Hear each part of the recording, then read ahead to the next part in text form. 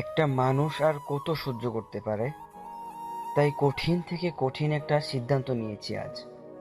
না, আমি আর এই স্বার্থপর দুনিয়াতে থাকবো না। আমার জন্যই সবকিছু হচ্ছে। না ফেরার দেশে চলে যাব, তাহলে আর কারোর কোনো সমস্যা হবে না। বাবার আর ছোট বোনের চোখ ফাঁকি দিয়ে হুইল চেয়ারে বসে চাকা ঠেলতে ঠেলতে বাড়ি থেকে বের হয়ে মেন রোডে চলে আসলাম। সবাই হয়তো ভিক্ষুক ভাবছে, তাই হয়তো কিছুই বলছে না। সামনের দিক থেকে হাই স্পিডে একটা মাইক্রো গাড়ি আমার দিকে এগিয়ে আসছে। আমার মৃত্যু যেন আমি দেখতে পাচ্ছি। মরার আগে বাবা আর আমার ছোট বোনটার চেহারা ভেসে উঠল।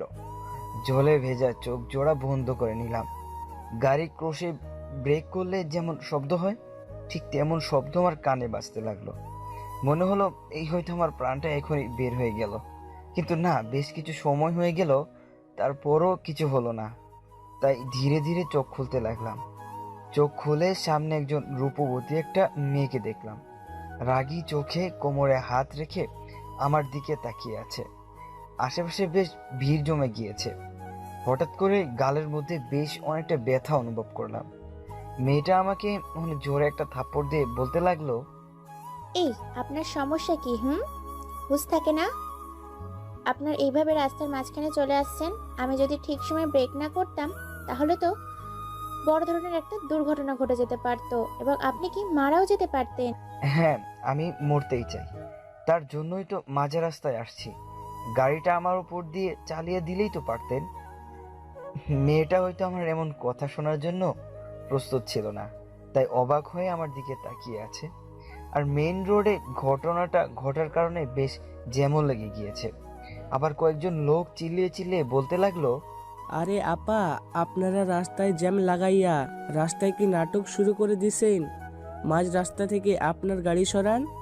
আর ভাই, আপনি পঙ্গু মানুষ, ভিক্ষা কইরা খান, ভালো কথা। তাই বইলাম মেইন রোডে ভিক্ষা করিতে আসবেন? যত সব। এখন মাঝখানে না থাইকা সাইডে যান।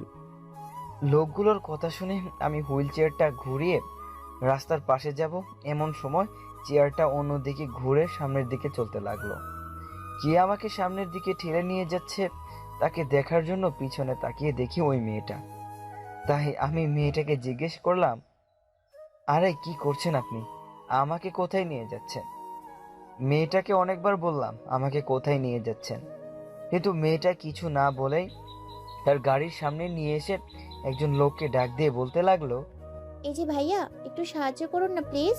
দুইজন লোক এগিয়ে আসলো আর একজন বলতে লাগলো, জি বলেন, কিভাবে সাহায্য করতে পারি আপনাকে? আমি তো একা তুলতে পারবো না এনাকে, তাই আপনারা যদি একটু সাহায্য করতেন। আমি মেয়েটার কথায় বেশ অবাক হলাম। আমি লোক দুজনকে বললাম, ভাই থাক, ওঠানো লাগবে না, আমি ওনার সাথে যাব না। তখনই মেয়েটা লোকগুলোকে বলতে লাগলো, ভাইয়া, এটা আমার স্বামী। আমার সাথে ঝগড়া করে বাড়ি থেকে পালিয়ে এখানে আত্মহত্যা করতে আসছিল। প্লিজ ভাইয়া, ওর কথা শুনবেন না, ওকে একটু গাঠিতে উঠাই দিন। লোকগুলো মেয়েটার কথা বিশ্বাস করে নিল আর আমাকে জোর করে মেয়েটার গাড়িতে উঠিয়ে দিল। মেয়েটা লোকগুলোকে ধন্যবাদ দিয়ে আমার সাথে কোনো প্রকার কথা না বলে সিট বেল্ট বেঁধে দিয়ে ড্রাইভ করতে লাগলো। এবার আমার বেশ রাগ হয়ে গেল, তাই একটু রাগী গলায় বলতে লাগলাম, আজব তো, এই আপনি এগুলো কি শুরু করছেন বলুন তো? আর আমাকে কোথায় বা নিয়ে যাচ্ছেন? এবার মেয়েটা আমার দিকে একটু তাকিয়ে আবার চোখ সরিয়ে নিয়ে বলতে লাগলো, আপনারই তো অনেক মরার শখ, তাই না? এভাবে রাস্তাঘাটে মরতে গেলে বেঁচে যাওয়ার সম্ভাবনা রয়েছে। তাই আমি আপনাকে নিজে হাতে মারবো, যাতে কারো আপনার আর কষ্ট করে মরতে না হয়। দেখুন ফাইজলামি বাদ দেন। মেয়েটা আমাকে আর কথা বলতে না দিয়ে একটু ধমকে সুরে বলতে লাগলো, এই, আপনি এত কথা বলেন কেন? আমি বাচাল মানুষ, একদমই দেখতে পারি না। আর ভয় পাচ্ছেন কেন? আপনি তো নিজেই মরতে চাচ্ছিলেন। আর যদি আপনাকে মেরেই ফেলি তাহলে এত তো আপনার আফসোস করার কথা না। এখন চুপ করে বসে থাকেন তো। আমার মাথা এমনিতেই গরম হয়ে আছে। যেখানে নিয়ে যাই চুপচাপ আমার সাথে সেখানে যেতে থাকুন। আমি ভালো করে বুঝতে পারলাম এই মেয়েকে বলে কিছুই হবে না, তাই আর কথা বাড়ালাম না। আর আমাকে নিয়ে গিয়ে মেরে ফেললেও আমি কিছুই মনে করব না। আমি তো আমার মৃত্যুই চাই। মিনিট 20 পর একটা অট্টালিকার সামনে গাড়িটা থেমে গেল। মেয়েটা নেমে গিয়ে আমার পাশে এসে গাড়ির জানালা দিয়ে মুখ ঢুকিয়ে আমাকে বলতে লাগলো, এখানে একটু বসুন, আমি লোক পাঠাচ্ছি, ওরা আপনাকে ভেতরে নিয়ে আসবে। মেয়েটা কথাগুলো বলেই চলে গেল। মেয়েটার হাবভাব দেখে বেশ অবাক হচ্ছি। আমার মতো পঙ্গু একটা ছেলেকে এত বড় বাড়িতে নিয়ে আসলো। কিছু সময় পর 4জন লোক আসলো আর আমাকে খুব যত্নে গাড়ি থেকে নামিয়ে হুইল চেয়ারে বসিয়ে বাড়ির ভিতরে নিয়ে গেল। আমি বাড়িটা দেখে অনেক অবাক হলাম। মেয়েটা আসলে অনেক বড় লোক, বাবার অনেক টাকা হয়তো। কখন যে বাড়ির ভিতর চলে আসছি খেয়ালই করি নাই। মেয়েটার কথাই হুঁশ ফিরল আমার। আমাকে যেই লোকগুলো নিয়ে আসলো তাদেরকে বলতে লাগলো, আচ্ছা, আপনারা এবার যেতে পারেন। আর শাহাদাত ভাই, আপনি আমার পাশের রুমটা গুছিয়ে পরিপাটি করে রাখবেন এখন। সবাই চলে গেল আর মেয়েটা আমাকে একটা রুমে নিয়ে গেল। দেয়ালে মেয়েটার ছবি দেখে বুঝতে পারলাম এই ঘরেই মেয়েটা থাকে। কিছু সময় পর একজন বয়স্ক লোক আসলো আর ঘরের বাইরে থেকে বলতে লাগলো, মুবাশিরা মা আসবো? ও তাহলে এই মেয়েটার নাম মুবাশিরা। বাহ, মেয়েটার সাথে তার নামটাও সুন্দর। মুবাশিরা লোকটাকে ভিতরে আসতে বলল। লোকটা ভিতরে এসে মুবাশিরাকে বলতে লাগলো, মামুনি দুপুরের খাবারটা কি খেয়ে আসছেন, নাকি এখন খাবার বানিয়ে আনমু? চাচা, আমি বাইরে থেকে খেয়ে আসছি, তবে আপনি একজনের খাবার আমার রুমে পাঠিয়ে দিন। লোকটি আমার দিকে এক নজর তাকিয়ে বাইরে চলে গেল। আর তখনই মেয়েটা একটা চেয়ার এনে আমার পাশে বসে আমাকে জিজ্ঞাসা করলো, আমার নাম তো শুনলেনই, আমি কিন্তু আপনার নাম জানি না, তো আপনার নামটা কি জানতে পারি? সাদাফ মাহমুদ সাব্বির। জঘন্য একটা মানুষ আমি। কেন আপনি আমাকে এখানে নিয়ে আসলেন? দেখেন, আমার জায়গা রাস্তায়। এখানে থাকা আমার পক্ষে সম্ভব না, আর আমার বাঁচার অধিকার নেই। আপনাদের তো অনেক টাকা, তখন আমার উপর দিয়ে গাড়িটা চালিয়ে দিলেই তো পারতেন, আর এটা নিয়ে তেমন ঝামেলাও হতো না। আর যদি কোনো প্রকার ঝামেলা হতো তাহলে টাকার জোর দেখিয়ে বেঁচে যেতেন, তারপরও আমাকে মৃত্যুটা উপহার দিতেন। আমার না এক মুহূর্তের জন্য বাঁচতে মন চাচ্ছে না। মেয়েটা আমার কথাগুলো খুব মনোযোগ দিয়ে শুনছিল। তখনই সেই বয়স্ক লোকটা খাবার নিয়ে আসলো। তখন মুবাশিরা আমাকে থামিয়ে দিয়ে বলতে লাগলো, চাচা, আপনি খাবারটা আমার কাছে দিয়ে চলে যান, আর আমার রুমের আশেপাশে যেন কেউ না আসে। লোকটা চলে গেল আর মুবাশিরা আমাকে খাবারের প্লেটটা এগিয়ে দিয়ে বলতে লাগলো, আপনি খেয়ে নিন, আমি ফ্রেশ হয়ে আসি, তারপর আপনার সাথে কথা হবে। কথাগুলো বলেই মুবাশিরা কাপড় নিয়ে ওয়াশরুমে চলে গেল। আমার এখন একদমই খেতে ইচ্ছে করছে না, আমার শুধু মরতে ইচ্ছে করছে। কারণ আমার এই পৃথিবীতে আপন বলতে আর কেউ নেই। মাথার মধ্যে অনেক চিন্তা ভাবনা ঘুরপাক খাচ্ছে, আর আমার যখন একটু বেশি চিন্তা হয় তখন অটোমেটিক ঘুম চলে আসে। আর আমার এখন সত্যি সত্যি অনেক ঘুম পাচ্ছে। আমি এক হাতে হুইল চেয়ার টেনে আর এক হাতে খাবারটা নিয়ে টি টেবিলের উপর রেখে আস্তে করে চোখ জোড়া বন্ধ করে নিলাম। চোখ বন্ধ করার সাথে সাথে ঘুম চলে আসলো। হয়তো 30 মিনিট পর মেয়েটা রাগী গলায় আমাকে ডাকতে লাগলো, আরে আজব তো, আমি না আপনাকে খেতে বললাম, আর আপনি খাবারটা না খেয়ে এইভাবে ঘুমিয়ে পড়লেন। মরবেন ভালো কথা, তাই বলে খালি পেটে মরবেন না, খেয়ে মরবেন। আপনি আসলেই কেমন জানি একটা লোক। আপনার মতো মানুষ আমি আগে কখনো দেখিনি।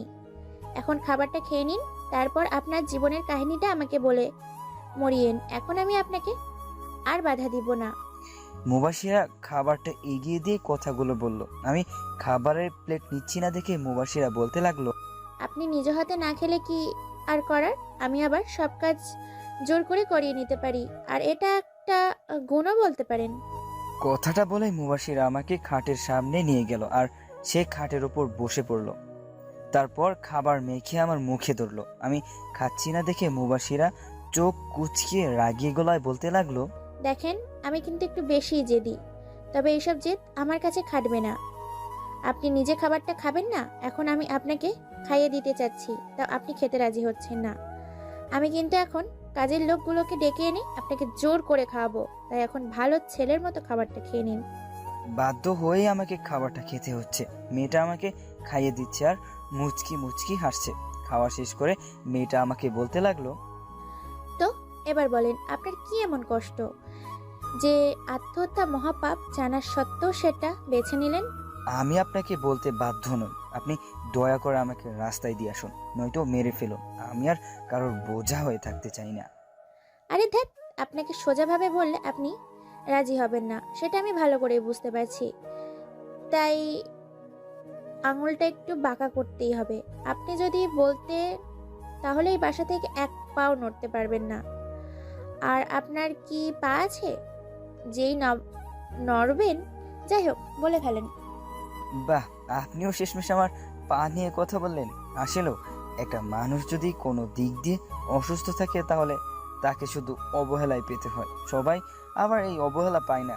আমার মতো কিছু সংখ্যক মানুষই এই অবহেলার শিকার। মুবাশিরা আমার মুখের কথা কেড়ে নিয়ে নরম সুরে বলতে লাগলো, সরি, আসলে আমি ওইভাবে বলতে চাইনি, মাফ করবেন আমাকে। ইটস ওকে, থাক। মরার আগে আপনাকে বলেই যাই কেন আমি মরতে চাই। শুনুন তাহলে, আমি আগে পঙ্গু ছিলাম না। আমিও 8-10 জনের মতো হাঁটতে পারতাম, লাফাতে পারতাম, সব করতে পারতাম। আর সেই সময় আমার কোনো দুঃখও ছিল না। আমি যখন ছোট্ট বাচ্চা ছিলাম তখন আমার আম্মু একটা অ্যাক্সিডেন্টে মারা যায়। আমার বাবা আমার কথা ভেবে আরেকটা বিয়ে করেন। আমার সৎমাও আমাকে অনেক ভালোবাসতো, নিজের ছেলের মতোই আগলে রাখতো। আমার যখন 8 বছর হয় তখন আমার একটা ছোট বোন হয়। তখন আমি রাজার মতোই আমার বাবার রাজ্য চালনা করি। ছোট বোনটাকে অনেক ভালোবাসি, বোনটাও আমাকে ভালোবাসে। যখন ক্লাস 10-এ উঠি তখন একটা বেইমানের প্রেমে পড়ি। মেয়েটাও আমার সাথে ভালোবাসার অভিনয় করে। ওই বেইমানটার নামই তো বললাম না, ওর নাম তানজিলা। আমার বন্ধুরা আমাকে বলতো তানজিলা নাকি আমার সাথে প্রেমের অভিনয় করছে, কিন্তু আমি সেটা বিশ্বাস না করে তাকে অবুঝের মতো ভালোবেসেই গিয়েছি। যখন আমি ইন্টার ফাইনাল ইয়ারে ভালো একটা রেজাল্ট নিয়ে বাড়ি ফিরছিলাম তখনই আমার অ্যাক্সিডেন্টে আমি পঙ্গু হয়ে গেলাম। ডাক্তার বলেছিল সিঙ্গাপুর গিয়ে অপারেশন করলেই আমি আগের মতো হাঁটতে পারবো। কিন্তু কি আর করার, মধ্যবিত্ত ছিলাম, বাবার লাখ লাখ টাকা নাই।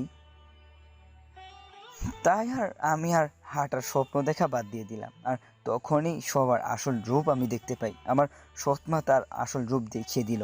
বাবা যখন বাসায় থাকতো না তখন আমার সৎমা আমাকে আঘাত করতো আর বলতো, মরতে পারলি না জানোয়ার, আমি তো চাইতাম তুই মরে যা। আমি আল্লাহর কাছে সব সময় চাইতাম তুই যেন মরে যা।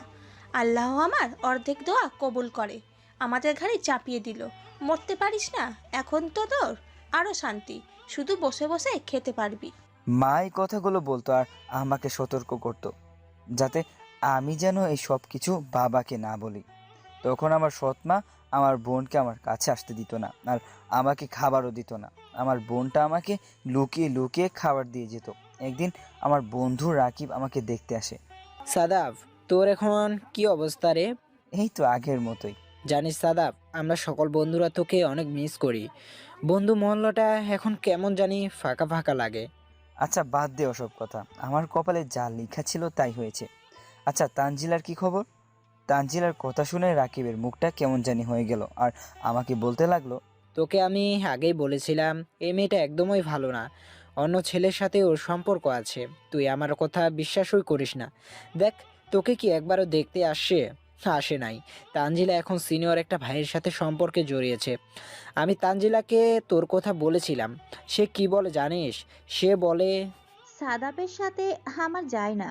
প্রথমত সাদাব গরিব মধ্যবিত্ত পরিবারের ছেলে, ও কখনো আমার আশা পূরণ করতে পারবে না।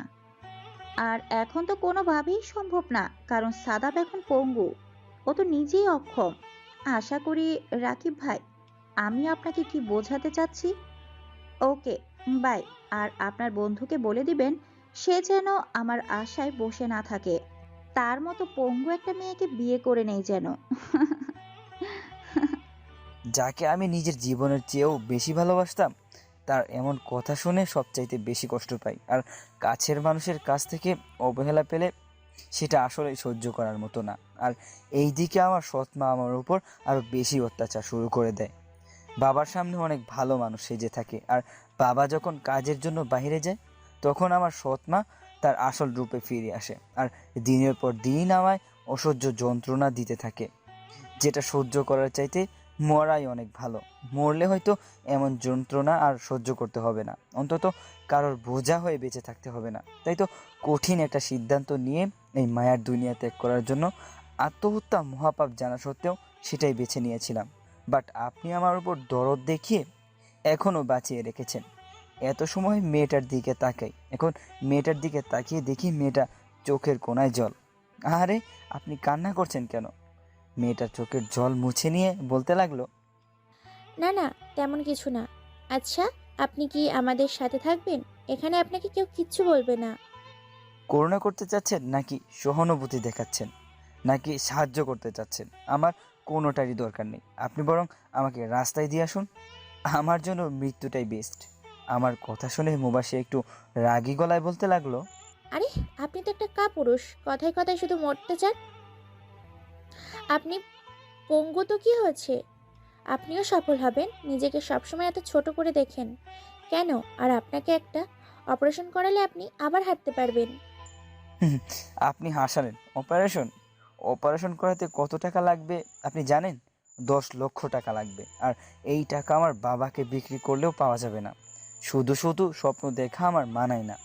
আমাকে মানায় সবাইকে মুক্তি দেওয়া, আর আমি মরলেই সবাই মুক্তি পাবে। এবার মুবাশির বেশি রেগে গেল আর চিৎকার করে বলতে লাগলো, আসলেই একটা কাপুরুষ। আসলে আপনার কোনো যোগ্যতা নেই। আপনার আসলেই বাঁচার কোনো অধিকার নেই। মরতে চাইছেন না আপনি? ঠিক আছে, আপনার আশাটা আমি পূরণ করে দিচ্ছি। 10 মিনিট ওয়েট করেন শুধু। একটা কাপুরুষ জানি কোথাকার। কথাগুলো খুব রেগেই বলে চলে গেল। আমার চোখ জোড়া আবার জ্বলে ভরে গেল। আসলে আমি হয়তো একটা কাপুরুষ।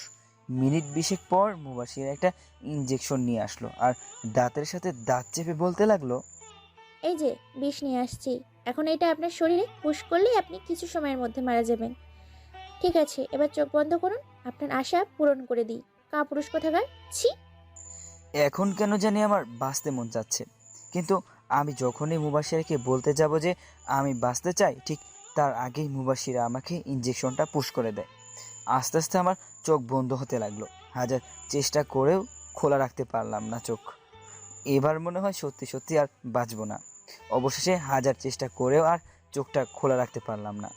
বলতেও পারলাম না যে আমি বাঁচতে চাই।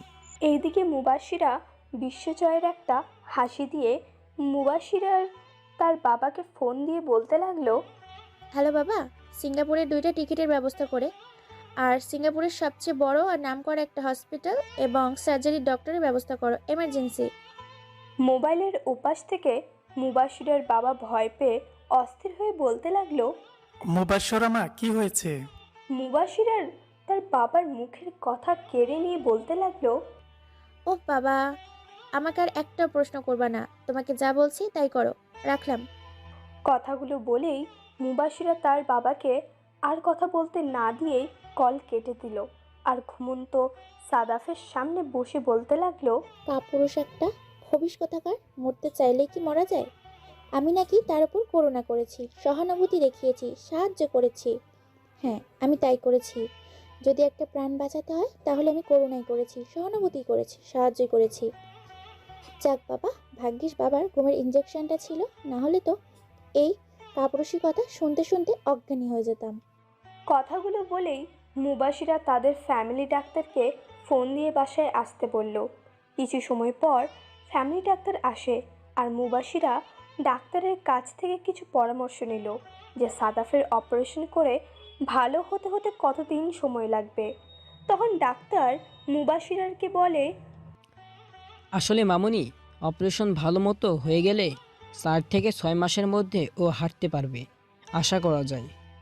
আরও অনেক কিছু বলে ডাক্তার চলে গেলেন। আর ওইদিকে মুবাশিরের বাবা তাড়াতাড়ি অফিস থেকে চলে আসে আর সোজা মুবাশিরের রুমে ঢুকে পড়ে আর দেখে বেডের উপর একটা ছেলে ঘুমিয়ে আছে।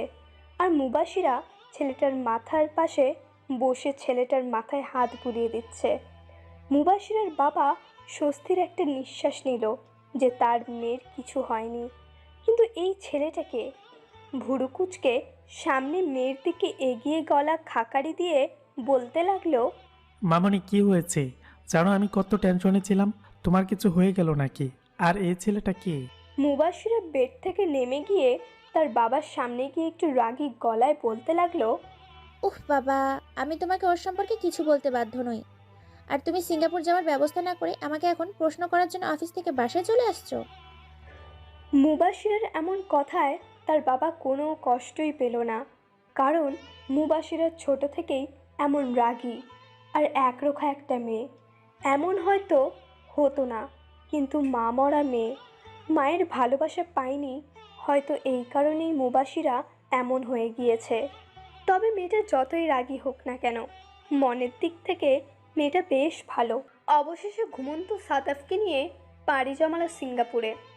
মুবাশিরা একাই আসতে চেয়েছিল, কিন্তু মুবাশিরের বাবা তার সাথে করে একজন ছেলে অ্যাসিস্ট্যান্ট পাঠিয়ে দিয়েছে। মুবাশিরের বাবা মাত্র একদিনের মধ্যে তাদের সিঙ্গাপুর যাওয়ার ব্যবস্থা করে ফেলে। সিঙ্গাপুরের সবচেয়ে ভালো এবং বড় হসপিটালে সাদাফকে অ্যাডমিট করানো হয়। এই 2 দিন স্যালাইনের মধ্যে সাদাফের খাওয়ার ব্যবস্থা করা হয়েছে, তাই কোনো রকম সমস্যা হয়নি। অপারেশন থিয়েটারের সামনে পায়চারি করছে মুবাশির। প্রায় 2 ঘন্টা হয়ে গেল, এখনও অপারেশন শেষ হয়নি। আরও 1.5 ঘন্টা পর ডাক্তার মাস্ক খুলতে খুলতে বের হলেন। মুবাশিরা দৌড়ে গিয়ে ডাক্তারকে বলে, ডক্টর, পেশেন্টের এখন কি খবর? অপারেশন কি সাকসেসফুল হয়েছে? ডাক্তার একটা মুচকি হাসি দিয়ে মুবাশিরাকে শান্ত হতে বলে। ডাক্তার বলা শুরু করলো, রিল্যাক্স হয়ে দাঁড়ান। আমরা আমাদের সর্বোচ্চ দিয়ে চেষ্টা করছি এবং আমরা এতে সফল হয়েছি। তবে পেশেন্টকে অতিরিক্ত ঘুমের ওষুধ দেওয়া হয়েছে। তার কারণে পেশেন্ট শারীরিক অনেক দুর্বল, আর পেশেন্টের জ্ঞান ফিরতে কিছুটা লেট হবে, কারণ তাকে একটু বেশি ঘুমের ইঞ্জেকশন দেওয়া হয়েছিল। আর 3 মাস বেডে রেস্ট থাকতে হবে। 3 মাসে পেশেন্ট মোটামুটি হাঁটতে পারবে। 3 মাস পর আপনারা পেশেন্টকে নিয়ে বাড়ি ফিরতে পারবেন, আর পেশেন্টের যত্ন নেবেন। আসি তাহলে। ডাক্তার কথাগুলো বলেই চলে গেলেন। মুবাশিরা স্বস্তির একটা নিঃশ্বাস নিয়ে কেবিনে ঢুকলো আর তার অ্যাসিস্ট্যান্টকে খাবার আনতে বলল। ছেলেটা খাবার আনতে চলে গেল, আর মুবাশিরা গিয়ে সাদাফের পাশে বসে মাথায় হাত বুলিয়ে দিতে লাগলো আর একা একাই বলতে লাগলো, এই ছেলে, তোকে দেখবি খুব তাড়াতাড়ি হাঁটতে শিখিয়ে দেব। 3 মাসের আগে তোকে হাঁটতে হবে। আমার জন্য হলেও তোর 3 মাসের মধ্যে হাঁটতে হবে। কথা বলছে আর মুচকি মুচকি হাসছে। মুবাশিরার ঠিক তখনই অ্যাসিস্ট্যান্ট ছেলেটা খাবার নিয়ে আসে আর বলতে লাগে, স্যারকে আপনি অনেক ভালোবাসেন তাই না? আজকাল এমন ভালোবাসা খুব কমই দেখা যায়। স্যার অনেক লাকি আপনার মতো একজন জীবনসঙ্গিনী পেয়ে, আমি এটা নিঃসন্দেহে বলতে পারি। ছেলেটার এমন কথা শুনে মুবাশিরা একটু লজ্জা পেল, তবে স্বাভাবিক হবার চেষ্টা করে বলতে লাগলো, হয়েছে, আর বলতে হবে না আপনাকে। আমাদের এখনো বিয়ে হয়নি, তবে খুব তাড়াতাড়ি হয়ে যাবে। আচ্ছা, আমার না অনেক ক্ষুধা লেগেছে, আপনিও খেয়ে নিন। আর আপনার জন্য অনলাইনে টিকিট কেটে রাখছি। আপনি রাতের ফ্লাইটে বাংলাদেশ ফেরত যাবেন। এইসব কি বলছেন ম্যাম? আপনি একা পারবেন না। আর আপনার বাবা বলেছেন যতদিন লাগে ততদিন যেন আমি আপনার সাথে থাকি। উফ, সেটা আমি দেখে নিব। আর আমি একাই থাকতে পারবো। আপনি বাংলাদেশে যাচ্ছেন মানে যাচ্ছেন। এখন খাবারটা খেয়ে নিয়ে ব্যাগ প্যাক করে রাখুন। মুবাশিরের ধমক খেয়ে ছেলেটা সব কিছু প্যাক করতে লাগলো। আর এদিকে আজ 3 দিন পর সাদাফ মিটমিট করে চোখ খুলল আর নিজেকে একটা সাদা 4 দেওয়ালের আবিষ্কার করলো। মাথাটা ঝিম ধরে আছে, কিছুই মনে পড়ছে না তার। কিন্তু আশ্চর্য ব্যাপার হচ্ছে, সে তার পায়ের শক্তি অনুভব করতে পারছে, কিন্তু পা নড়াতে গেলে ব্যথা লাগে। হঠাৎই মুবাশিরাকে কেবিনে ঢুকতে দেখে ভয় পেয়ে গেল আর ভাবতে লাগলো, আরে আমি বেঁচে আছি, কিন্তু এটা কিভাবে পসিবল? এই মেয়েটা তো আমার গায়ে ইঞ্জেকশনের মাধ্যমে বিষ পুশ করেছে। উফ, আমার মাথা কাজ করা বন্ধ হয়ে গিয়েছে। অ্যাসিস্ট্যান্ট ছেলেটাকে বিদায় দিয়ে আসতে গিয়েছিল মুবাশিরা, আর কেবিনে ঢোকার সময় সাদাফকে নড়াচড়া করতে দেখে এক প্রকার দৌড়ে গিয়ে বলতে লাগলো, আরে আরে, কি করছেন আপনি? খবরদার নড়াচড়া করবেন না। ডক্টর আপনাকে নড়াচড়া করতে নিষেধ করেছে। কি বলছেন এসব আপনি? আর আমি এখানে আসলাম কিভাবে? সেটা পরে বলবো। আপনি প্লিজ এখন একটু শান্ত হন, আমি সবকিছু আপনাকে বুঝিয়ে বলবো। মুবাশিরার কথায় সাদাফ শান্ত হয়ে চুপচাপ শুয়ে থাকলো। মুবাশিরা পাশে থাকা সুপের বাটিটা নিয়ে সাদাফকে ধরে আধো শোয়া অবস্থায় বসালো। সাদাফকে হা করতে বলে আস্তে আস্তে স্যুপ খাইয়ে দিতে লাগলো। আর এদিকে সাব্বির অবাক হয়ে মুবাশিরার দিকে তাকিয়ে থাকে। সাব্বির বেশ অবাক হচ্ছে এই মেয়ের কাণ্ড কারখানা দেখে। খাওয়া শেষ করার পরে মুবাশিরা ঔষধ খাইয়ে দিল সাদাফকে এবং সাদাফকে বলতে লাগলো, চিন্তা করার কারণ নেই, আপনি বেঁচে আছেন। আর আপনাকে আমি সেই দিনই বিষ পুশ করি নাই, ঘুমের ওষুধ পুশ করেছিলাম। আর এখন আপনি কিন্তু আমার উপর একদম রাগ করতে পারেন না। যদি রাগ করেন তাহলে কিন্তু আমি এখানেই কান্না করে দিব। আর আমরা কিন্তু বাংলাদেশে নেই, আমরা এখন সিঙ্গাপুরে আছি। আপনার সুস্থ হতে ধরেন 3 মাসের মতো সময় লাগবে। 3 মাস পর আমরা আবার দেশে ফিরব। তখন আপনি স্বাভাবিকভাবেই হাঁটাচলা করতে পারবেন। আপনি তো অনেক চালাক একটা মেয়ে। যাই হোক, এটা আমি আপনাকে শোধ করে দিব। আপনাকে অনেক ধন্যবাদ আমার মতো এরকম একটা অবহেলিত ছেলেকে সাহায্য করার জন্য। আর আপনার এই উপকার আমি আমার জীবন থাকতেও ভুলব না। মুবাশিরার যত্ন এবং কেয়ারে সাদাফ খুব তাড়াতাড়ি সুস্থ হয়ে যায়। সাদাফ এখন মোটামুটি হাঁটতে পারে। কালকে মুবাশিরা এবং সাদাফ বাংলাদেশে ফিরবে, তাই মুবাশিরা সব কিছু গোছগাছ করছে। সাদাফ মুবাশিরার প্রতি দুর্বল হয়ে পড়েছে, ভালোবাসতে শুরু করেছে। আর মুবাশিরার কাণ্ড দেখে বোঝা যায় মুবাশিরাও সাদাফকে পছন্দ করে, তবে মুখ ফুটে বলতে পারছে না। অবশেষে তারা বাংলাদেশে ল্যান্ড করলো এবং তাদের নিতে মুবাশিরার বাবা আসছেন। মুবাশিরার বাবা একটু রসিক মানুষ, তাই সাদাফকে দেখার সাথে সাথে বলতে লাগলেন, আরে জামাই বাবা, এখন কি অবস্থা তোমার? হাঁটতে চলতে সমস্যা হচ্ছে না তো? মুবাশিরের বাবার এমন উদ্ভট কথা শুনে সাদাফ মুবাশিরাকে বলতে লাগলো, আচ্ছা, আপনার বাবা কি কথাটা আমাকেই বলল? মুবাশিরা একটু লজ্জা পেয়ে তার বাবার কাছে গিয়ে কানে কানে বলতে লাগলো, উফ বাবা, আমরা এখনো কেউ কাউকে বলিনি যে একে অপরকে ভালোবাসি। তুমিও না কখন কি বলে ফেলো। বলিস নাই তো কি হয়েছে? আমি বুঝতে পারছি এইটা আমার জামাই হবে। যাই হোক, বাড়ি চল, সব কিছুর ব্যবস্থা করছি খুব তাড়াতাড়ি। কিসের ব্যবস্থা করবা? কেন, তোদের বিয়ের ব্যবস্থা করব? না, আগেই না। সাদাব আমাকে যেদিন নিজে ভালোবাসার কথা বলবে তখন দেখা যাবে। আমি সাদাবকে মুখে ভালোবাসার কথা শুনতে চাই। আচ্ছা মামনি, তাই হবে। এবার চলেন বাড়িতে যাওয়া যাক। আপনাদের ছাড়া বাড়িটা একদম ফাঁকা ফাঁকা লাগছিল। মুবাশিরার যত্নে সাদাফ এখন সম্পূর্ণ সুস্থ, ঠিকমতো হাঁটতেও পারে। সাদাফ ভাবছে, এইভাবে আর এখানে থাকলে চলবে না। আমার জন্য এই মেয়ে অনেক কিছু করেছে। অপরিচিত একটা জায়গায় তো আর এইভাবে বসে বসে খাওয়া যায় না। তাদেরকে ধন্যবাদ দিলেও তাদেরকে ছোট করা হবে। তবে এখানে এভাবে পড়েও থাকতে পারি না। কথাগুলো বলেই সাদাফ মুবাশিরার রুমের উদ্দেশ্যে বের হলো। মুবাশিরার রুমের সামনে এসে এমন কথা শুনতে হবে সাদাফ ভাবতেও পারেনি। মুবাশিরা তার বাবার কাছে সাদাফকে নিয়ে বলছে, বাবা, সাদাব কিন্তু একটু তেরা টাইপের মানুষ। ও যখন অসুস্থ ছিল তখনই চলে যেতে চেয়েছিল। এখন তো হাঁটতেও পারে। আর এখন দেখবা কখন যেন এসে বলে আমি চলে যেতে চাই। তাই তুমি ওকে বুঝিয়ে আমাদের কোম্পানিতে জয়েন হতে বলো। দেখবা তোমার কথা ফেলতে পারবে না। রুমের বাহির থেকে কথাগুলো শুনে সাদাফ ভাবতে লাগলো, এই মেয়ে তো আমাকে ছাড়ছেই না, এখন আবার তাদের কোম্পানিতে জয়েন করাবে। আসলে আমার ধারণাটা সত্যিই খারাপ। সব ধনীরা এক না। হ্যাঁ, আমি তাদের কোম্পানিতে জয়েন হব এবং সফল হয়ে দেখাবো। সাদাফ কথাগুলো ভেবে আবার রুমে চলে আসে। ঠিক 2 মিনিট পর মুবাশিরার বাবা সাদাফের কাছে আসে আর সাদাফকে বুঝিয়ে বলতে লাগলো, আসলে বাবা, তোমাকে যে কি করে বলি। আচ্ছা, আমি কিন্তু তোমার বাবার মতোই।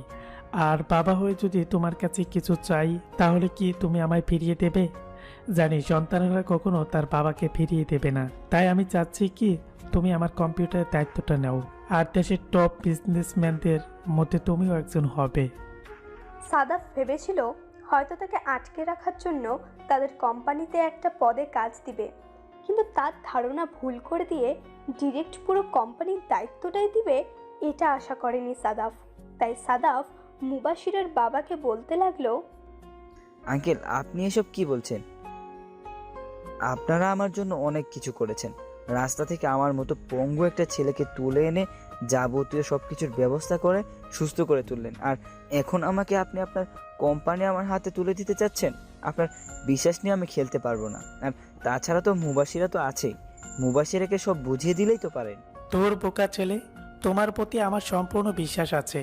আর ভবিষ্যতে কোম্পানিটা তো তোমাকেই দেখতে হবে। আর বললে মুবাশিরার কথা, সে যে রাগী, কাজ না বুঝলে কখন যে কি করে বসে আল্লাহ ভালো জানে। সবকিছুই বুঝলাম, কিন্তু ভবিষ্যতে আমাকে কেন আপনার কোম্পানির দায়িত্ব নিতে হবে সেটা বুঝলাম না। ও কিছু না, তো তুমি প্রিপারেশন নাও। আগামীকাল থেকে তুমি অফিসে নতুন এমডি হিসেবে জয়েন করছো, আর তোমাকে হেল্প করার জন্য মুবাশিরাও তোমার সাথে থাকবে। আর আজকে মুবাশিরা আর তুমি শপিংয়ে গিয়ে কিছু কেনাকাটা করে আসবে, কেমন? আমি যাই তাহলে, কেমন? মুবাশিরের বাবার যাওয়ার ঠিক কিছু সময় পরই মুবাশিরা সাদাফের রুমে আসে। আর মুবাশিরা কিছু একটা বলতে যাবে তার আগেই সাদাফ মুবাশিরাকে বলতে লাগলো, এসব আপনি কি করলেন? আপনার বাবাকে দিয়ে ইমোশনাল ব্ল্যাকমেল করে এত বড় দায়িত্ব আমার ঘাড়ে চাপিয়ে দিলেন। আমি যদি তার বিশ্বাসটা রাখতে না পারি তাহলে? সাদাফকে থামিয়ে দিয়ে মুবাশিরা বলতে লাগলো, আরে থামুন তো, আপনি আসলে বেশি কথা বলেন। আমি জানতাম মেয়েরা হয়তো বেশি কথা বলতে পারে, কিন্তু না, আপনি তো মেয়েদের হারিয়ে দিচ্ছেন। আপনার উপর ভরসা আছে বলেই বাবা আপনাকে দায়িত্বটা দিয়েছে। আর আমি জানি আপনি কখনো বিশ্বাস ভাঙবেন না। ফ্রেশ হয়ে আসুন, লাঞ্চ করে শপিং করতে যাব, অনেক কিছু কেনাকাটা করতে হবে। কথাগুলো বলেই মুবাশিরা তাড়াতাড়ি পা চালিয়ে রুম থেকে বের হয়ে গেল। সাদাফকে একটা কথাও বলতে দিল না। অগত্যা সাদাফ ভাবাভাবি বাদ দিয়ে ফ্রেশ হতে চলে গেল। ফ্রেশ হয়ে এসে লাঞ্চ করে রেডি হয়ে মুবাশিরার সাথে শপিং করতে চলে গেল। শপিং মলে হঠাৎ সাদাফ একজনের সাথে ধাক্কা খেয়ে পড়ে যায়। তখনই মুবাশিরা সাদাফের দিকে হাত বাড়িয়ে দিয়ে রাগী গলায় বলতে লাগলো, উফ, আপনি দেখছি এখনো ভালো করে হাঁটাই শিখেন না। হাত ধরে উঠুন। সাদাফ উঠে দাঁড়ালো আর কার সাথে ধাক্কা লেগে পড়ে গেল তাকে দেখার জন্য সামনে তাকিয়ে দেখে তানজিলা নিচে চোখ বন্ধ করে পড়ে আছে। সাদাফ তানজিলাকে দেখে অবাক হয়ে গেল আর চারপাশে কি হচ্ছে তার খেয়ালই নেই। সব কিছু যেন থেমে গিয়েছে। সাদাফের চোখ জোড়া জলে ভিজে উঠল। কতদিন পর ভালোবাসার মানুষটাকে দেখতে পাচ্ছে। তবে তানজিলার করা বেইমানি করার কথা মনে পড়তেই নিজেকে সামলিয়ে নিল সে। আর তানজিলা উঠে সাদাফকে দেখে অবাক হয়ে গেল আর বলতে লাগলো, সাদাব, তুমি? আর তুমি হাঁটতে পারো? মুবাশিরা তানজিলার কথা শুনে তানজিলাকে কিছু বলতে না দিয়েই সাদাফকে প্রশ্ন করলো, সাদাব, এই মেয়েটাকে, তাকে কি আপনি চিনেন? এটাই তানজিলা। ও, এটাই সেই বেঈমান। কথাটা বলেই মুবাশিরা ঠাস ঠাস করে তানজিলাকে পুরো শপিং মলের সবার সামনে থাপ্পড় মেরে বলতে লাগলো, এই জানিস, তোর উপর আমার অনেক রাগ জমে আছে। আল্লাহর কাছে দোয়া করেছিলাম তোকে যেন শিক্ষা দিতে পারি। আল্লাহ যে এত তাড়াতাড়ি আমার আশাটা পূরণ করবে ভাবতেও পারিনি। তোর মতো বেঈমানদের এইরকম শাস্তি দেওয়াই উচিত। আর শোন, কখনো সাদাবের আশেপাশেও আসবি না, বেয়াদব মেয়ে। দাঁড়া, তোকে তো আরো কয়েকটা থাপ্পড় দিতে হবে। এবার আরেকটু সময় এখানে থাকলে হিতে বিপরীত হয়ে যাবে। তাই সাদাফ বাধ্য হয়ে মুবাশিরার হাত ধরে টানতে টানতে নিয়ে আসে আর বলতে লাগে, মুবাশিরা, মাথা ঠান্ডা করো, সবাই দেখছে, এভাবে হাইপার হয়েও না। এই, আপনি চুপ করুন তো। আর আমাকে টেনে নিয়ে আসলেন কেন? ওই বদতমিজ মেয়েকে তো আমি আজ মেরে ফেলবো। ওর কত বড় সাহস ভালোবাসা নিয়ে খেলা করে। হয়েছে হয়েছে, আর মারতে হবে না, অনেক মেরেছেন, আর একটু মারলে ও মরেই যেত। এবার মুবাশিরা আরো রেগে গিয়ে বলতে লাগলো, ও, আপনার মায়া হচ্ছে? দেখ, আপনার সাথে কথাই বলবো না। চলুন, অনেক কিছু কেনাকাটা করা বাকি আছে। ছেলেদের আইটেম যেখানে, মুবাশিরা সাদাফকে সেখানে নিয়ে গেল আর একের পর এক জামা চয়েস করতে লাগলো। এটা না, ওইটা, এই শার্টটা না, ওই টি শার্টটা দেখান, এই ব্লেজার ফিট হচ্ছে না, আর একটু ফিট লাগবে বলে বলে সেলসম্যানের মাথা খাচ্ছে। বেচারা সেলসম্যানের উপর বেশ মায়া লাগছিল সাদাফের। মুখটা দেখার মতো হয়েছিল সেলসম্যানের। মুবাশিরা শুধু দোকানির সাথে কথা বলছে, বাট সাদাফের সাথে একটাও কথা বলছে না। সাদাফের জন্য 3 ঘন্টা সময় লাগিয়ে বস্তা দুয়েক শপিং করে ফেলেছে। সাদাফের ব্যাগ ধরতেই অবস্থা খারাপ হয়ে যাচ্ছে। এখন মুবাশিরা নিজের জন্য কেনাকাটা করবে। সাদাফ করুণ গলায় মুবাশিরাকে বলতে লাগলো, মুবাশিরা, আমি বরং আমার হাতেরগুলো গাড়িতে রেখে আসি।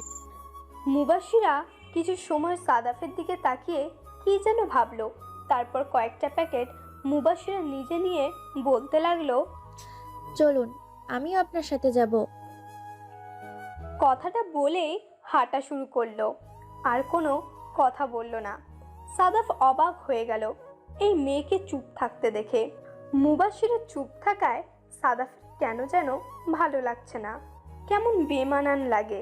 মুবাশিরা যদি চুপ হয়ে থাকে, তার মুখটা সব সময় হাসি আর কোকিলের মতো কথা থাকলেই মানায়। সাদাফ আর সহ্য করতে পারল না, তাই মুবাশিরাকে বলতে লাগলো, এই মুবাশিরা, আপনি কথা বলছেন না কেন? আপনি চুপচাপ থাকলে কেমন জানি লাগে। আপনি এমন চুপ মরে গেলেন কেন হঠাৎ? সাদাফের এমন কথা শুনে মুবাশিরা একটু মুচকি হাসি দিয়ে সাদাফের দিকে তাকায় আর নরম কণ্ঠে বলে, আপনার সাথে আর কখনো কথাই নেই। আমি কি আপনার বড় নাকি যে আপনি আমায় আপনি আপনি করে ডাকেন? আপনার মুখেও আমাকে আপনি ডাকটা মানায় না, তাই যতক্ষণ না আপনি আমায় তুমি করে ডাকবেন ততক্ষণ আমি আপনার সাথে কথাই বলবো না। ও তাই বলেন? আচ্ছা, আপনার কথাই মেনে নিলাম মহারানী, কিন্তু আপনিও আমায় তুমি বলেই ডাকতে হবে। তাহলেই আমি আপনাকে তুমি করে সম্বোধন করব। রাজি থাকলে এক চাপন, আর রাজি না থাকলে হ্যাশ চাপন। মুবাশিরা ফিক করে হেসে দিয়ে সাদাফের নাক টেনে দিয়ে বলতে লাগলো, আমি রাজি মহারাজ, আপনার শর্তে। রাজি হয়েছেন বুঝলাম, কিন্তু আমার নাক টেনে দিলেন কেন? ও মা, তুমিই তো বললে রাজি থাকলে এক চাপতে আর রাজি না থাকলে হ্যাশ চাপতে। আমি তো তাই করলাম। ওরে ফাজিল মেয়ে। গাড়ির মধ্যে শপিং ব্যাগগুলো রেখে আবার মুবাশিরা নিজের জন্য শপিং মলে যায়। আর এবার তো একটা পোশাক পছন্দ করতেই 1 ঘন্টা করে সময় লাগছে। মুবাশিরা সাদাফকে বলল, আচ্ছা সাদাব, কি পরলে আমাকে অনেক সুন্দর লাগবে? শাড়ি নাকি অন্য কিছু? সাদাফ কিছু না ভেবেই মুবাশিরাকে বলতে লাগলো, বাঙালি নারীকে শাড়িতেই রূপবতী লাগে, তাই তোমাকেও নিঃসন্দেহে শাড়িতেই অপরূপ সুন্দরী লাগবে। আমি তো শাড়ি পরতে পারি না, আর আগে কখনো শাড়ি পরিও নাই। তো কি হয়েছে? আগে পরো নাই, এখন পরবে। আর পরতেই পারো না, সেটা পরে দেখা যাবে। আচ্ছা, তাহলে তুমি আমার একটা শাড়ি পছন্দ করে দাও। সাদাফ সেলসম্যানকে কয়েকটা শাড়ি বের করতে বলল। কয়েকটা দেখার পর নীল কালারের একটা শাড়ি পছন্দ হলো। শাড়িটা প্যাক করতে বলল।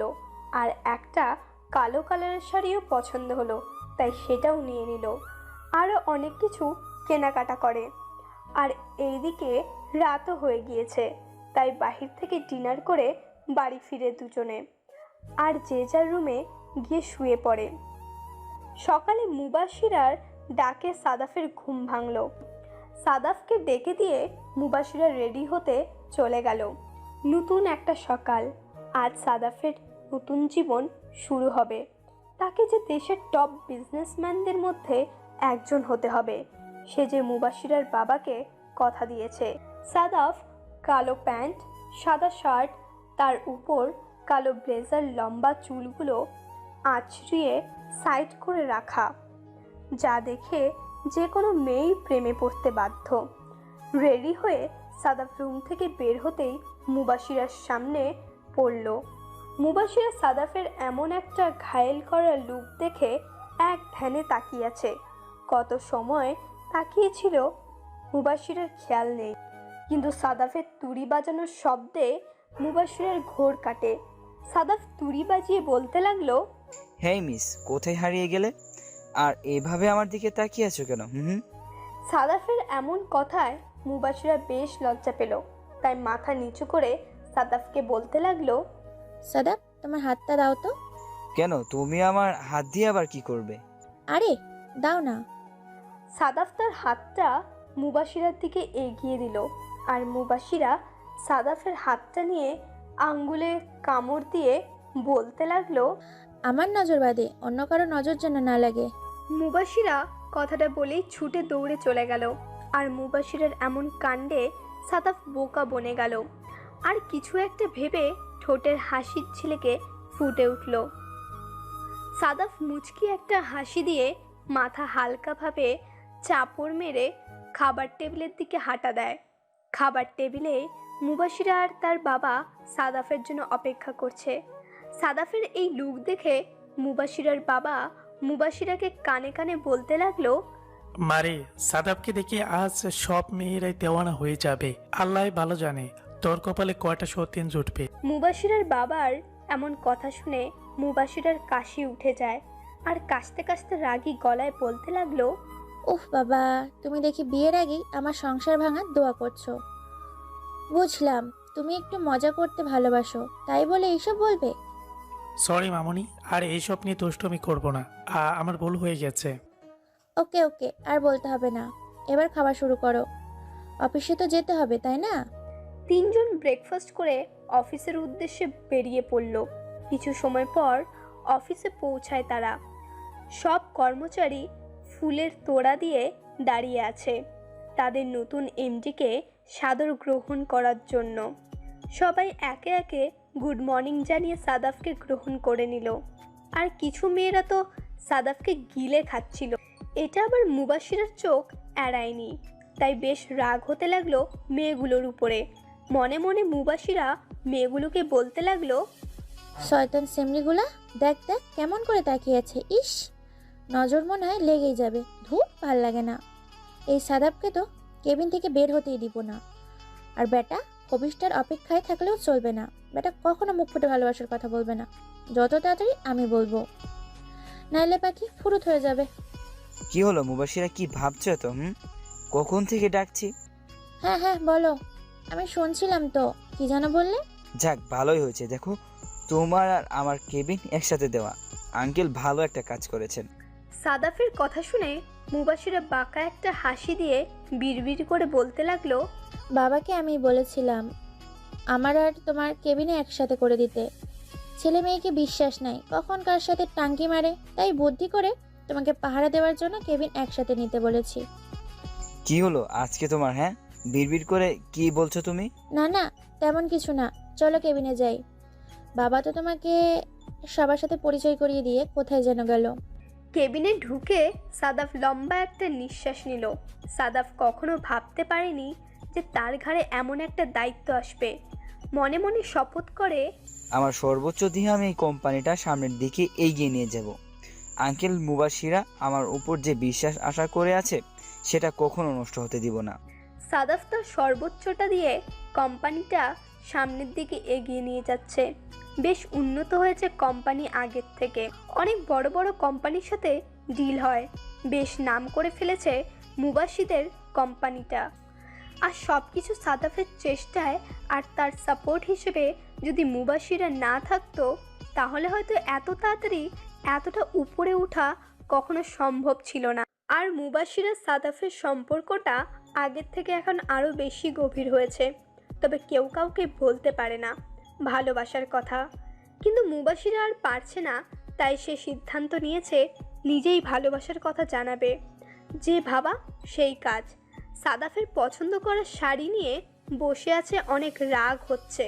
মনে মনে বলছে, কেন যে শাড়ি পরতে পারি না, থাক এখন কি করব, এদিকে তো অফিসেও সময় হয়ে যাচ্ছে।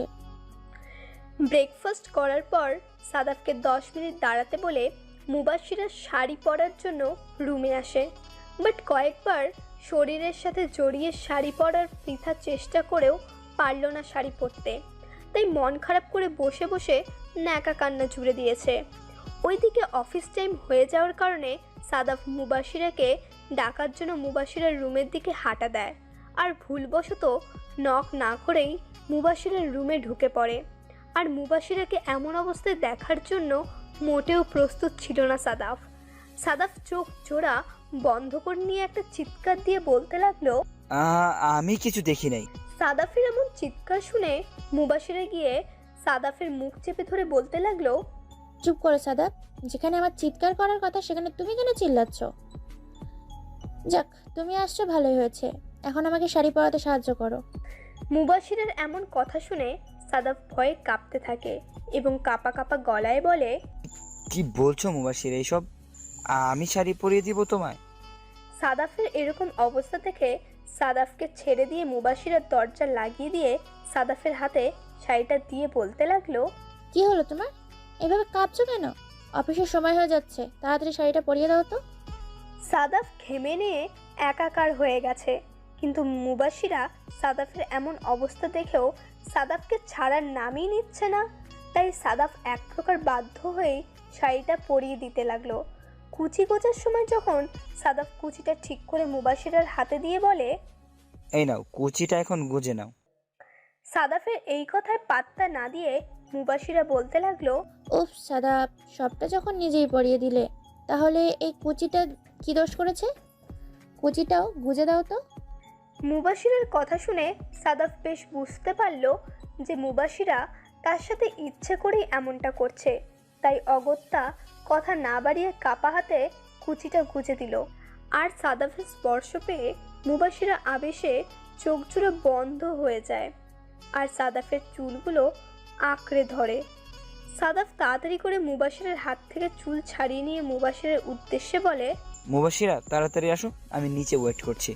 কথাটা বলেই কোনো রকম দরজাটা খুলে সাদাফ দৌড়ে নিচে চলে যায়। সাদাফের এমন অবস্থা থেকে মুবাশিরা হাসতে হাসতে বলে, নিরামিষ একটা, এত ভয় পায় কেউ?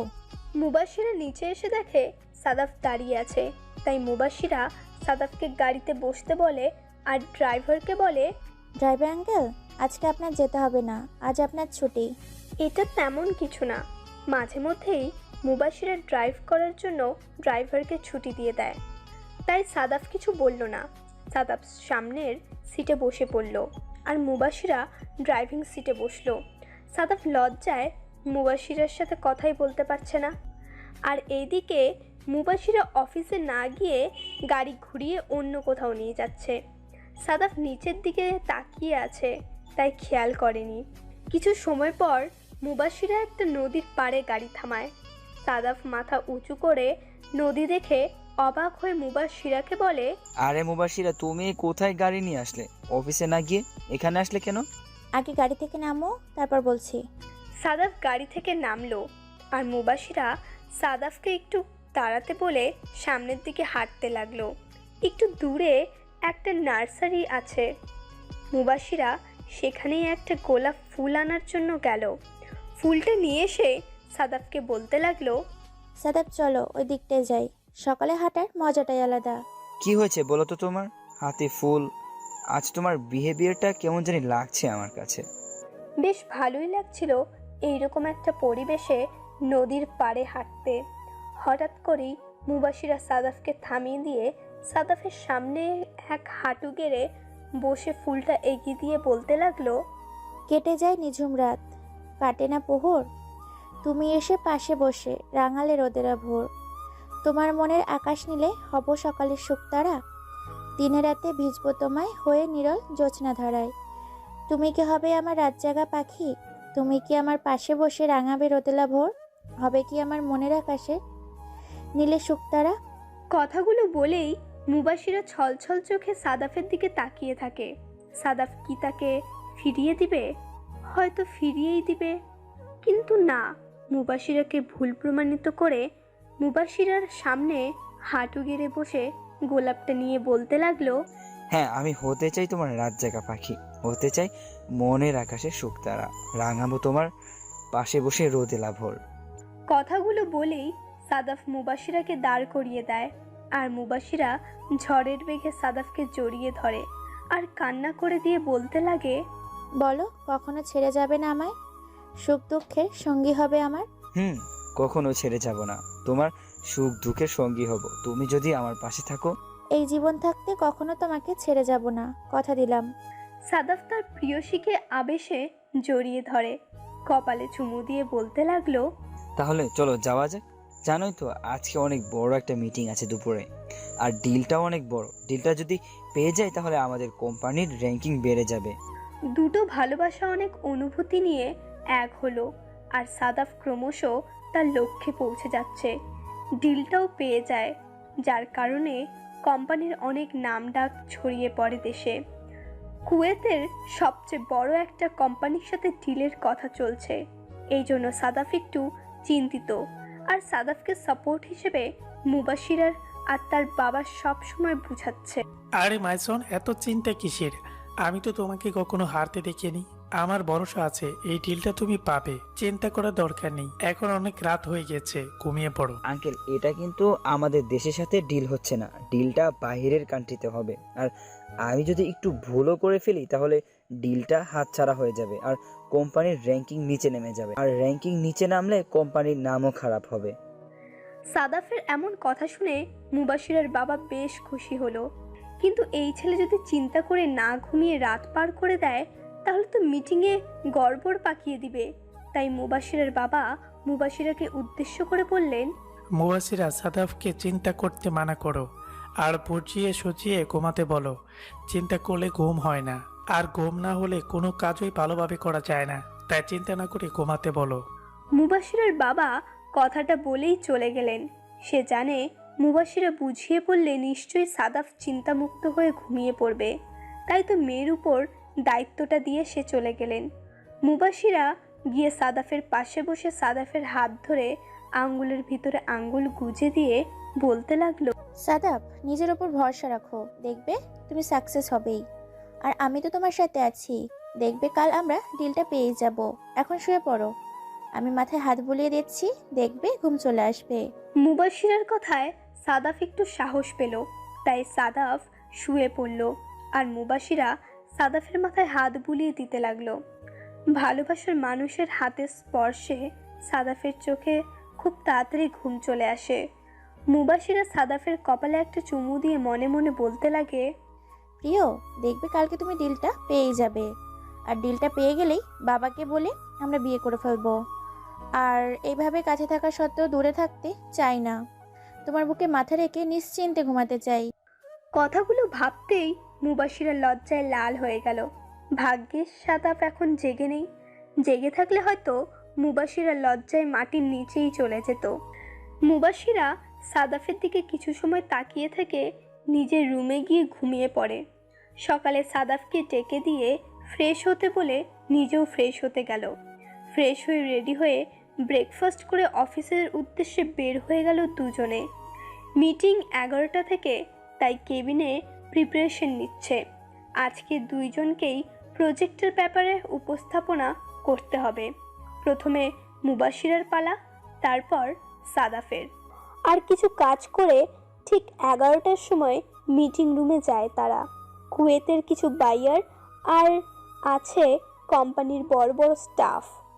মুবাশিরা উপস্থাপনা করছে আর সবাই তার দিকে তাকিয়ে মনোযোগ দিয়ে শুনছে। মুবাশিরা উপস্থাপনা সবার কাছে অনেক ভালো লেগেছে। এবার সাদাফের পালা। সাদাফ প্রজেক্টের বিষয়ে সবাইকে এক এক রকম জ্ঞান দিচ্ছে। বায়াররা সাদাফের কথাগুলো খুব করে পছন্দ করলেন। এবার তাদের মধ্যে একটা আলাদা মিটিং হলো। তাদের মিটিং শেষে সাদাফের সঙ্গে ডিলটা ফাইনাল করলো এবং একটা চুক্তি করলো যে তারা পার্মানেন্ট কাজ করতে চায়। সাদাফ তাদের সিদ্ধান্তটা মেনে নেয়, কারণ এতে করে খুব তাড়াতাড়ি টপে ওঠা যাবে। ডিলটা পাওয়ার সাথে সাথে মুবাশিরা জোরে চিৎকার দিয়ে জড়িয়ে ধরলো আর সবার সামনেই গালে একটা কিস দিয়ে বলতে লাগলো, ইয়াহু সাদাব, আমি জানতাম ডিলটা তুমি পাবে। তোমার জন্য আজ আমার এত দূর আসতে পেরেছি। এখানে এমন করাটা হয়তো ঠিক হয়নি, তাই মুবাশিরা আশেপাশে তাকিয়ে দেখে সব স্টাফরা তার আর সাদাফের দিকে তাকিয়ে আছে। মুবাশিরা অনেক লজ্জা পেয়ে গেল আর ছুটে দৌড় দিয়ে চলে গেল। একজন স্টাফ সাদাফের কাছে এসে বলতে লাগলো, কংগ্রাচুলেশন স্যার, দোয়া করি আমরা আপনি আরও বড় হন আর স্যার ম্যামকে তাড়াতাড়ি আপন করে নেন। Thanks mister Raihan. স্টাফের কথায় সাদাফ একটু লজ্জা পেল। সবাই সাদাফকে কংগ্রাটস জানিয়ে চলে গেল আর মুবাশিরা গাড়িতে বসে বসে অপেক্ষা করছে সাদাফের জন্য। কিছু সময় পর সাদাফ আসলো আর গাড়িতে বসে মুবাশিরাকে কাছে টেনে নিয়ে বলতে লাগলো, তোমার কি হুঁশ থাকে না? সবাই কি ভাববে বলো তো? একজন তো বলেই ফেলেছে তোমাকে যেন আপন করে নিতে। ভালোই তো বলেছে, কি আপন করে নিবে না আমায় তুমি? মুবাশিরের কপালে ভালোবাসা স্পর্শ দিয়ে সাদাফ বলতে লাগলো, মহারানী, আপনি রাজি থাকলে ডাকবো কাজী। আপনি কি রাজি? রাজি থাকলে এক চাপুন, আর রাজি না থাকলে হ্যাশ চাপুন।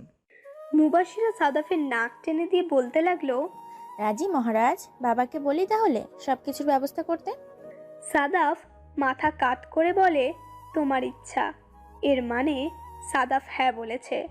তাই মুবাশিরা ড্রাইভ করে বাড়ি চলে আসে আর ডিরেক্ট বাবার কাছে গিয়ে বলতে লাগে, বাবা, তুমি যত তাড়াতাড়ি সম্ভব আমার আর সাদাফের বিয়ের ব্যবস্থা করো।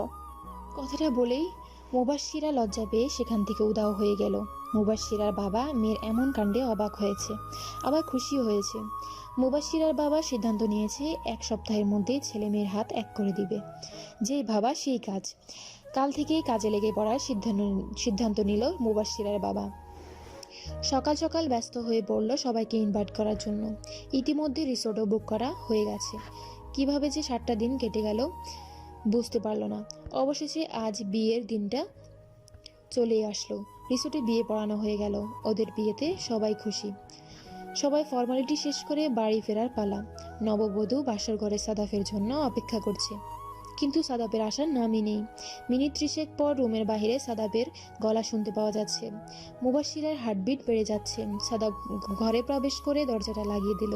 আর মুবাশশিরা বেড থেকে উঠে গিয়ে সাদাপ যেই না পা ছুঁয়ে সালাম করতে যাবে, ঠিক তখনই সাদাপ মুবাশশিরাকে থামিয়ে দিয়ে বলতে লাগলো, এই মুবাশিরা, কি করছো এটা? কেন সালাম করছি? তোমার স্থান শুধুই আমার বুকে, পায়ে না। কথাটা বলেই সাদাব মুবাশশিরাকে বুকের সাথে চেপে ধরল, আর মুবাশশিরা সাদাবের বুকে মুখ গুজে দিল। এতদিন অপেক্ষা করেছিল এই বুকে মাথা রাখার জন্য। অবশেষে সেই দিনটা আজ চলেই আসলো। শুরু হলো আরও একটা নতুন ভালোবাসার জীবন। খুব সুখের মধ্যেই কাটছিল দুজনের জীবন। হঠাৎ এক মিষ্টি সকালে মুবাশশিরার ঘুম ভাঙে নিজেকে সাদাবের বাহুডোরে আবদ্ধ অবস্থায় দেখে। কিন্তু কেমন জানি বুকের মাঝে চিনচিনে ব্যথার অনুভব করে। হঠাৎ করেই কেমন যেন বমি বমি ভাব খেয়াল করে। তাই সাদাফের হাত ছাড়িয়ে নিয়ে ওয়াশরুমে ছুটে যায়। আর সাদাফের ঘুমও ভেঙে যায়। অবাক হয়ে যায়, কারণ মুবাশশিরা কেমন করে যেন উঠে চলে গেল। মুবাশশিরা ওয়াশরুমে এসে বমি করে, বমির সাথে রক্ত দেখে মুবাশশিরার বুকের মধ্যে ছ্যাদ করে ওঠে। চিন্তায় পড়ে যায়। মুবাশশিরা ওয়াশরুমে গিয়ে এত সময় কখনো লাগায় না। তাই সাদাফ ওয়াশরুমের দরজার সামনে গিয়ে বলতে লাগলো, মুবাশিরা, আর ইউ ওকে? কিছু কি হয়েছে তোমার? এত সময় ওয়াশরুমে কি করছো? সাদাফের গলা শুনে মুবাশশিরা স্বাভাবিক হওয়ার চেষ্টা করে আর হাতে মুখে পানি ছিটিয়ে বাইরে বেরিয়ে আসে। আর সাদাফের ঘাড়ে 2 হাত দিয়ে জড়িয়ে ধরে বলতে লাগে। মুবাশশিরার কথায় সাদাফ চিন্তামুক্ত হলো আর নাকের সাথে নাক ঘষে বলতে লাগলো, ধুর বোকা, চিন্তা করছো কেন? আমি একদম ঠিক আছি, আর একটু সময় লাগবেই, স্বাভাবিক। চলো, আজ অফিসে যাব না, তোমাকে নিয়ে একটু ঘুরে আসি। সাদাফের কথা শুনে মুবাশশিরা অনেক খুশি হয়ে যায় আর আনন্দে সাব্বিরকে জড়িয়ে ধরে বলতে লাগে, সত্যি? আচ্ছা, তুমি ফ্রেশ হয়ে আসো, ব্রেকফাস্ট করে তারপর বের হব, আর অনেক মজা করব। 5 মিনিটের মধ্যেই ফ্রেশ হয়ে আসছি বলেই সাদাফ ফ্রেশ হতে চলে গেল। আর মুবাশশিরা সাদাফের ভালোবাসা পেয়ে বমির সাথে রক্ত বের হওয়ার বিষয়টা ভুলেই গেল। সাদাফ রেডি হয়ে ব্রেকফাস্ট করতে চলে আসলো। আর মুবাশশিরা তার বাবাকে বলতে লাগলো, বাবা, আজকে আমি আর সাদাব ঘুরতে যাব, তুমিও আমাদের সাথে চলো। সাদাব মুবাশশিরার বিয়ের বয়স আজ 3 মাস। এই 3 মাসে তারা কোথাও ঘুরতে যায়নি। তাই মুবাশশিরার বাবা জামাই আর মেয়ের মধ্যে কাবাবে হাড্ডি হতে চায়নি। তাই মুবাশশিরার বাবা বলতে লাগলো, না মামনি, তোমরা দুজনেই ঘুরে আসো। আর যেহেতু তোমরা আজকে অফিসে যাবে না, তাই আমি আজকে অফিসটা সামলাই গিয়ে। বাবার কথায় মুবাশশিরা আর কিছু বলল না। মুচকি একটা হাসি দিয়ে ব্রেকফাস্ট করতে লাগলো। ব্রেকফাস্ট করে সাদাব আর মুবাশশিরা ঘুরতে বের হলো। তারা একটা কাশফুলের এরিয়ায় চলে আসে, যেখানে শুধু কাশবন আর কাশবন। মুবাশশিরা বাচ্চা মেয়ের মতো দৌড়াদৌড়ি করছে। কিছু সময় পর মুবাশশিরা দৌড়িয়ে হাঁপিয়ে পড়ল, তাই সবুজ গাছের উপর বসে পড়ল। আর সাদাব এসে মুবাশশিরার কোলে মাথা রেখে শুয়ে পড়ল। মুবাশশিরাও মুচকি একটি হাসি দিয়ে সাদাবের মাথায় হাত বুলিয়ে দিতে লাগলো আর বলতে লাগলো, আচ্ছা সাদাব, আমার যদি কিছু হয়ে যায় বা আমি হঠাৎ করে যদি না ফেরার দেশে চলে যাই, তাহলে তুমি কি করবে? মুবাশশিরার এমন খামখেয়ালি কথা শুনে সাদাব রেগে গেল আর মুবাশশিরার কোল থেকে মাথা উঠিয়ে রাগী গলায় বলতে লাগলো, চুপ! এই মেয়ে, তুমি কি বলছো এসব? এসব কথা বললে এক থাপ্পড়ে দাঁত ফেলে দিব। এবার সাদাব মুবাশশিরাকে কাছে টেনে নিয়ে নিজের সাথে শক্ত করে জড়িয়ে ধরে কান্না জড়িত কণ্ঠে বলতে লাগলো, এই পাগলি, এসব বাজে কথা আর কখনো বলবি না। তুই ছাড়া এই সাদাফ অসম্পূর্ণ। তোকে ছাড়া আমি এক মুহূর্ত অন্য কিছু ভাবতে পারি না। তুই না আমায় কথা দিয়েছিস আমাকে ছেড়ে কোনোদিন কোথাও যাবি না। আর যদি কোনো সময় এরকম ফালতু কথা বলেছ তো খবর আছে, বলে দিলাম। সাদাফের কথা শুনে মুবাশশিরারও চোখে পানি চলে আসে আর সাদাবকে শক্ত করে জড়িয়ে ধরে। সাদাফের বুকে সে যে সুখ আছে সেটা আর অন্য কোথাও মুবাশিরা খুঁজে পায় না। তাই তো শুধু বাহানা খুঁজে খুঁজে সাদাফের বাহুডোরে আবদ্ধ হয় মুবাশিরা। সারাদিন ঘোরাঘুরি করে রাতে বাইরে খাওয়া দাওয়া করে বাড়ি ফিরে দুজন আর ঘুমিয়ে পড়ে। সকালে ব্রেকফাস্ট করার সময় হঠাৎই মুবাশিরের শরীরটা কেমন যেন অস্থির অস্থির অনুভব করছে, দুর্বল লাগছে। তাই মুবাশিরা সাদাবকে রেডি করে দিয়ে বলতে লাগলো, সাদাব শোনো না, আজকে না আমার কেমন জানি শরীরটা দুর্বল লাগছে, তাই বলি কি আমি আর না অফিস যাব না, তুমি একাই যাও। শরীর কি বেশি খারাপ লাগছে? চলো ডাক্তারের কাছে নিয়ে যাই। আর আমি তো তোমাকে অফিসে যেতে মানাই করেছি, কিন্তু তুমি কি আমার কথা শোনো না? সে আমার সাথে অফিসে যাবে। তোমার তো তেমন কাজও নেই, কাল থেকে আর অফিসে যেতে হবে না। আরে বাবা, আমি একদম সুস্থই আছি, শরীরটা কেমন যেন করছে, একটু ঘুমালে ঠিক হয়ে যাবে। আর আমি অফিস কেন জানো? কারণ ছেলে মানুষ বাবা, আমি বিশ্বাস করি না কখন কার সাথে লাইন মারে। আর মেয়ে স্টাফগুলো তো তোমার দিকে যেইভাবে তাকিয়ে থাকে মনে হয় তোমায় একা পেলে গিলে খাবে। বদমাইশ বদমাইশ মেয়েগুলো আমার গুরুমুলো হাজব্যান্ড জামাইটার বদমাইশ মেয়েগুলো আমার গুলুমুলো হ্যান্ডসাম জামাইটার দিকে শুধু কুদৃষ্টি তাকিয়ে থাকে। যাক, অনেক কথা বলে ফেলেছি, এখন অফিসে যাও, আর কোনো মেয়ের দিকে চোখ তুলেও তাকাবে না, বুঝলে? ওরে ফাজিল মেয়ে, তুমি আমাকে পাহারা দেওয়ার জন্য অফিসে যাও? বরটা তো আমারই, তাই আমাকেই তো দেখে রাখতে হবে, তাই না? যথাজ্ঞা মহারানী, আর নিজের খেয়াল রাখবে কেমন? আমাকে এখন আমার পাওনাটা দিয়ে দিন, তাহলে আমি বের হতে পারবো। সাদাফের কথা শুনে পিক করে হেসে দিয়ে সাদাফের কপালে একটা ভালোবাসার স্পর্শ দিয়ে দেয়। আর সাদাব বিদায় নিয়ে অফিসের উদ্দেশ্যে বের হয়ে যায়। সাদাব অফিসের খুব ইম্পর্টেন্ট একটা কাজ করছিল। ঠিক এমন সময় পিয়ন এসে সাদাবকে বলতে লাগলো, স্যার, একটা কম বয়সী মেয়ে এসেছে আর বলছে সে নাকি এখানে চাকরি করতে চায়।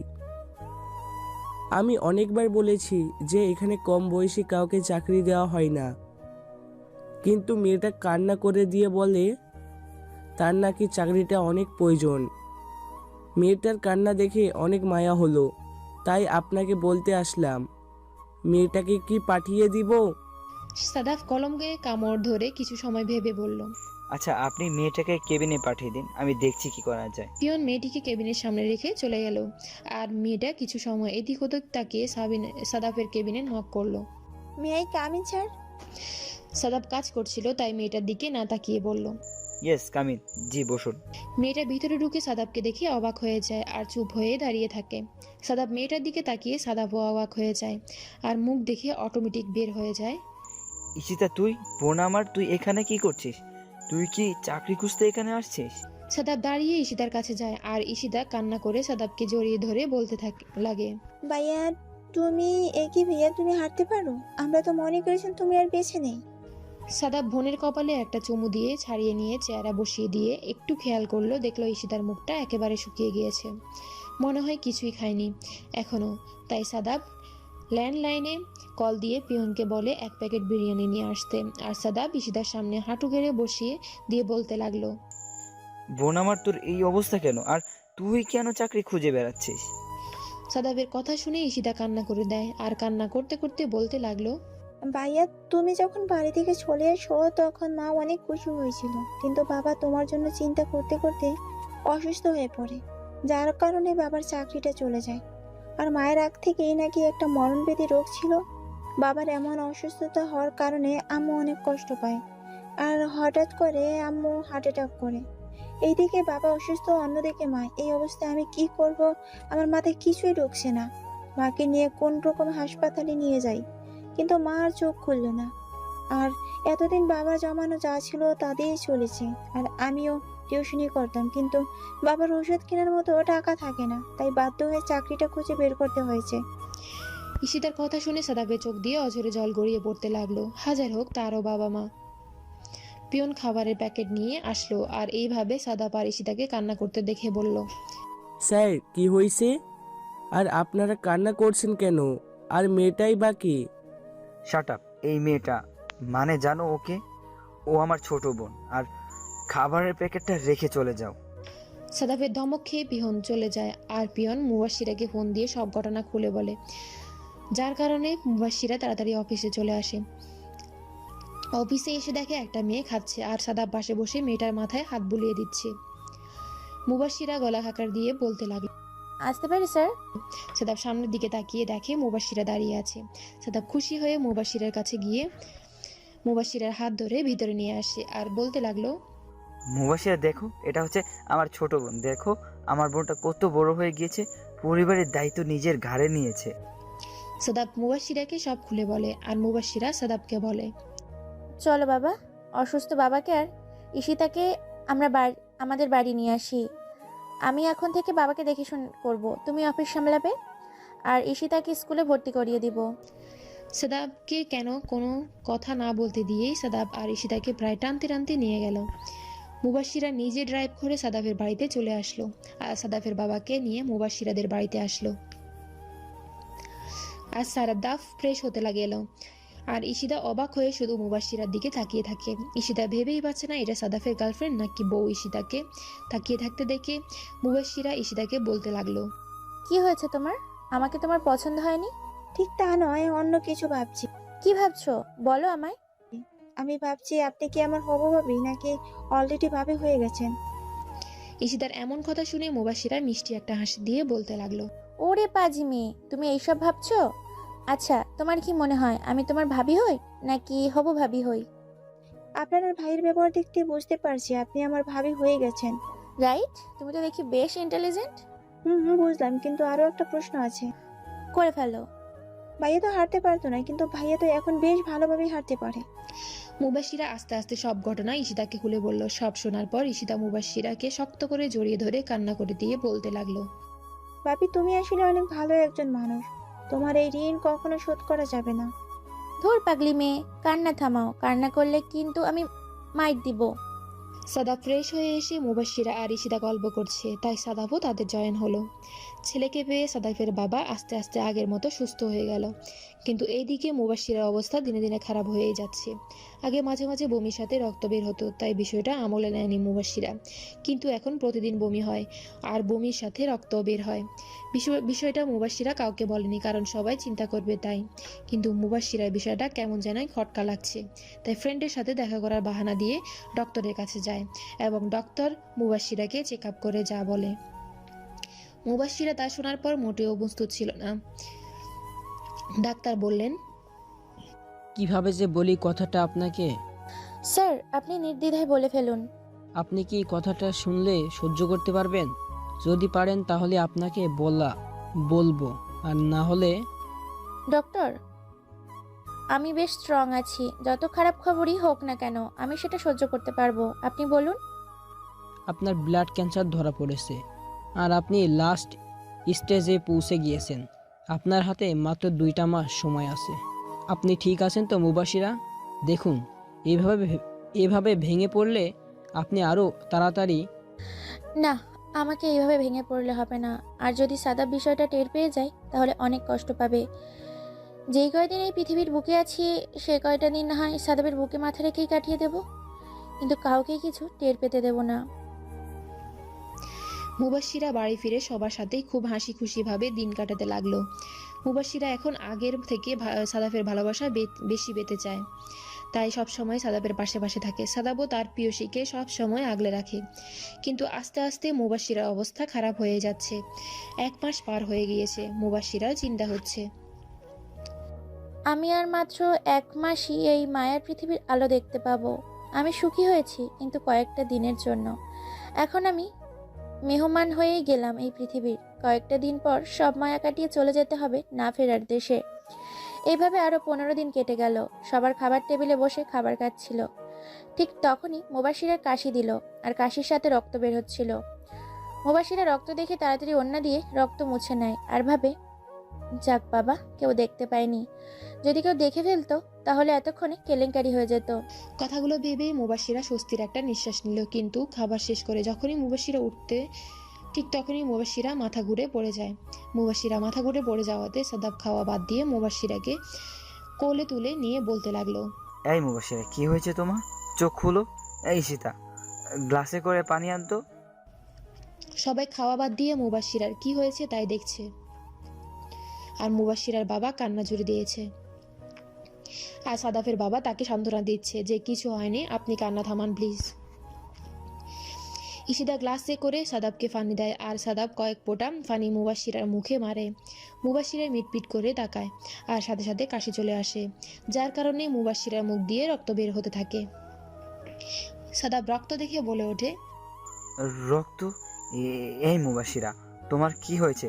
তোমার মুখ দিয়ে রক্ত বের হচ্ছে কেন? তোমার কি হয়েছে? মুবাশিরা হাতে তালু দিয়ে রক্ত মুছে কাঁপা কাঁপা গলায় বলতে লাগলো, সাদাব তুমি শুধু শুধুই চিন্তা করছো, হয়তো এমনি রক্ত বেরোচ্ছে, আমি একদম ঠিক আছি। মুবাশিরার কথা সাদাব বিশ্বাস করতে পারল না, তাই সাদাব একটু কাঁপা গলায় বলতে লাগলো, মুবাশিরা, আমার কাছেও তুমি মিথ্যা বলছো। তোমার মুখ দিয়ে রক্ত বের হচ্ছে আর তুমি বলছো তোমার কিচ্ছু হয়নি। সাদাব আর মুবাশিরাকে কিছু বলতে না দিয়ে কোলে করে নিয়ে গাড়িতে বসালো আর ডিরেক্ট হাসপাতালে নিয়ে আসলো।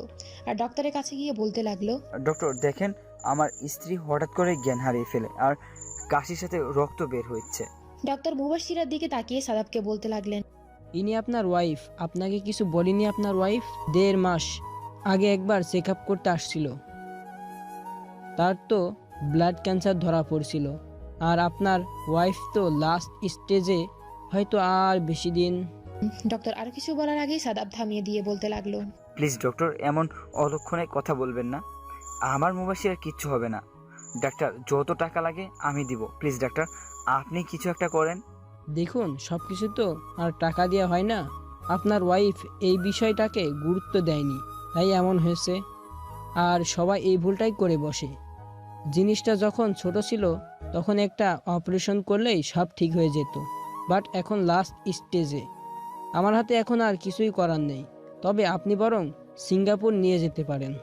সাদাব আর এক মুহূর্ত দেরি না করে সবকিছু ঠিকঠাক করে ফেলে। তারা আজ রাতের ফ্লাইটেই সিঙ্গাপুর পৌঁছাবে। মুবাশিরা বারবার সাদাবকে বলছে, সাদাব, আমার সময় খুব কম, প্লিজ পাগলামি করো না। আমি যতটুকু সময় আছি প্লিজ তোমার বুকের মাঝে আঁকড়ে ধরো। সাদাব মুবাশিরাকে শক্ত করে জড়িয়ে ধরে আর বলে, চুপ, একদম চুপ, আর একটাও উল্টাপাল্টা কথা বলবে না, তোমার কিচ্ছু হবে না। সিঙ্গাপুর এয়ারলাইন্স মাত্রই ল্যান্ড করলো সিঙ্গাপুরে। আর এইদিকে মুবাশিরার অবস্থা অনেক খারাপ হয়ে যাচ্ছে, মুখ দিয়ে অনবরত রক্ত বের হচ্ছে। সাদাফের দুনিয়াটা অন্ধকার হয়ে যাচ্ছে। সবকিছু আগে থেকেই ঠিক করা ছিল, তাই এয়ারপোর্টে আগে থেকে ইমার্জেন্সি অ্যাম্বুলেন্স পাঠানো হয়েছে সিঙ্গাপুরের সব ভালো এবং বড় হসপিটাল থেকে। মুবাশিরাকে অপারেশন থিয়েটারে নিয়ে যাওয়ার সময় সাদাব মুবাশিরাকে বলে, এই মুবাশিরা, দেখো, তোমাকে ছাড়া কিন্তু আমি বাঁচতে পারবো না। তুমিই না এই সাদাফ অসম্পূর্ণ। আমাকে কথা দাও, তুমি আবারও আমার বুকে ফিরে আসবে। মুবাশিরা কথা বলতে অনেক কষ্ট হচ্ছিল, তারপর সাদাবের হাতটা আঁকড়ে ধরে ফিসফিস করে বলতে লাগলো, কথা দিচ্ছি ফিরে আসবো। সাদাব অপারেশন থিয়েটারের সামনে পায়চারি করছে আর আল্লাহকে ডাকছে, আল্লাহ, তুমি তো রহমান, রহিম, দয়ালু। তুমি আমাকে এই জীবনে না চাইতেও অনেক কিছু দিয়েছো, কিন্তু আল্লাহ, আমি এইবার তোমার কাছে শেষবারের মতো একটা জিনিস চাইছি। জীবন আর কিছুই চাইবো না। প্লিজ আল্লাহ, তুমি আমার মুবাশিরার প্রাণ ভিক্ষা দাও। এটাই চাওয়া, আর কিছুই চাইবো না। প্রায় 4.5 ঘন্টা পর অপারেশন শেষ করে ডাক্তার বের হলেন। ডাক্তারকে দেখে সাদাব দৌড়ে ডাক্তারের কাছে চলে গেল আর ডাক্তারকে বলতে লাগলো, ডাক্তার, আমার মুবাশিরা কেমন আছে? আমার মুবাশিরা আবারও আমার সাথে কথা বলবে তো? দেখুন মিস্টার সাদাব মাহবুব, আমরা আপনাদের বেস্টটা দিয়েই চেষ্টা করছি। এখন 24 ঘন্টার মধ্যে যদি রোগী জ্ঞান না ফেরে তাহলে আর আমাদের কিছুই করার থাকবে না। আপনি সৃষ্টিকর্তাকে ডাকতে থাকুন, হয়তো তিনি আপনার ডাকে সাড়া দিতে পারে। সাদাফ আল্লাহকে ডাকছে আর বারবার ঘড়ির কাঁটার দিকে তাকাচ্ছে। 16 ঘন্টা পার হয়ে যাচ্ছে, এখনও মুবাশিরা ঘুমিয়ে আছে। এভাবে 24 ঘন্টা পার হয়ে গেল, তারপরও মুবাশিরা আর চোখ খুলল না। 24 ঘন্টা পর ডাক্তার মুবাশিরাকে দেখে বলল, সরি মিস্টার সাদাব, আমাদের হাতে আর কিছুই করার নেই। ডাক্তার কথাটা বলেই চলে গেল আর সাদাব মুবাশিরার পাশে গিয়ে একটা টুলে বসে মুবাশিরার মাথায় হাত তুলে দিয়ে বলতে লাগলো, বেঈমান কোথাকার, তুই আসলেও একটা বেঈমান। আমার ঘুম কেড়ে নিয়ে এখন নিশ্চিন্তে ঘুমাচ্ছিস? এই, তুই আমায় কথা দিয়েছিলি তুই ফিরে আসবি আমার জীবনে। এত বড় বেঈমান কিভাবে হতে পারলি? কথা দিয়ে কথা রাখলি না? তুই কি বুঝিস না আমি তোকে ছাড়া একটা মুহূর্তে অন্য কিছু ভাবতে পারি না? তুই নিশ্চয়ই আমার সাথে মজা করছিস, তাই না? এই মুবাশিরা, প্লিজ একবার চোখ খোলো, দেখো তোমার সাদাফ কিন্তু অনেক কষ্ট পাচ্ছে। তুমি কি তোমার সাদাফকে কষ্ট দিতে চাও? যদি আমাকে কষ্ট দিতে চাও তাহলে আমি আর কিছুই বলবো না। এই পাগলি, তুই চলে গেলি ভালো কথা, একা গেলি কেন? আমাকেও সাথে করে নিয়ে যেতি। সাদাব কথাগুলো বলে সেন্সলেস হয়ে যায়। যখন জ্ঞান ফিরে তখন তার মাথায় খুব পরিচিত একটা স্পর্শ অনুভব করে। সাদাব আস্তে আস্তে চোখ খুলে মুবাশশিরাকে তার পাশে শুয়ে থাকতে দেখে জ্বরের বেগে মুবাশশিরাকে জড়িয়ে ধরে আর কান্না করে দিয়ে বলতে থাকে, আমি জানতাম তোমার কিছুই হবে না। এতক্ষণ তুমি আমার সাথে মজা করছিলে, তাই না? তুমি আমাকে একা করে কখনো চলে যেতেই পারো না। আরে বাবা, কান্না থামো তো। তুমি কি মেয়ে মানুষ নাকি যে কান্না করছো? আমি তো তোমাকে কথা দিয়েছিলাম তোমার কাছে আমি ফিরে আসব। আমি মরলেও শান্তি পেতাম না, তাই হয়তো আল্লাহ আমাকে তোমার কাছে ফিরিয়ে দিয়েছে। ওরা দুজন কথা বলছিল, ঠিক তখনই ডাক্তার কাশি দিয়ে বলতে লাগলো, আপনাদের সুখ দুঃখের আলাপ শেষ হলে আমি কিছু বলতে পারি কি? ডাক্তার এমন করে ভেতরে আসায় মুবাশশিরা বেশ লজ্জায় পড়ে যায়। আর সাদাব মুবাশশিরাকে ছেড়ে দিয়ে ডাক্তারের সামনে এসে দাঁড়ালো। আর ডাক্তার বলতে লাগলো, আমার জীবনে আমি এরকম অনেক অপারেশন করেছি, বেশিরভাগই 24 ঘন্টা পার হয়ে গেলে সে আর বেঁচে ফিরতে পারে না। মুবাশশিরার বিষয়টা পুরোপুরিভাবে একটা মিরাক্কেল হয়ে গেল। আপনি অজ্ঞান হবার কিছু সময় পর খবর পাই মুবাশশিরার নাকি জ্ঞান ফিরেছে। আমি প্রথমে বিশ্বাস না করলেও পরে নিজের চোখে যখন দেখলাম তখন বিশ্বাস করতে বাধ্য হলাম। আপনি সেন্সলেস হয়ে যাওয়ার কারণে আপনাকে আমরা অন্য একটা কেবিন রেস্ট করার জন্য রেখে আসি, বাট আপনার ওয়াইফের জ্ঞান ফেরার পর শুধু আপনার কথাই জিজ্ঞেস করলো, তাই বাধ্য হয়ে আপনাকে এই রুমে রাখা। আপনাকে বেহুশ অবস্থায় দেখার সাথে সাথে আপনার ওয়াইফ কান্না শুরু করে দেয়। ডাক্তার আরো কিছু কথা বলে চলে যায়। আর সাদাবের কেয়ারে মুবাশশিরা খুব তাড়াতাড়ি সুস্থ হয়ে যায়। আর এরকম করে একটা সত্যিকারের ভালোবাসার পূর্ণতা পায়।